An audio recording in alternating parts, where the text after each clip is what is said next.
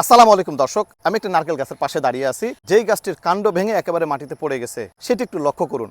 আপনার নারকেল গাছের পাতা যদি আমি যেমনটি আমার ছবিতে দেখছেন, মনে হয় কে যেন পাতাগুলি কেচি দিয়ে কেটে দিয়ে গেছে, এরকম যদি অবস্থা হয়, কাণ্ডের গোড়ায় যেন এরকম হোল বা ছিদ্র যদি দেখা যায়, আপনি ধরে নিতে পারেন আপনার গাছটি ভয়াবহ ডাইনোসরাস বিটিল বা গন্ডার পোকার আক্রান্ত হয়েছে। এই পোকাটি অত্যন্ত মারাত্মক, কারণ এটি স্বাভাবিকভাবে যদি আপনি কীটনাশক দেন এটি মারা যায় না। এমন অবস্থা যেন না হয়।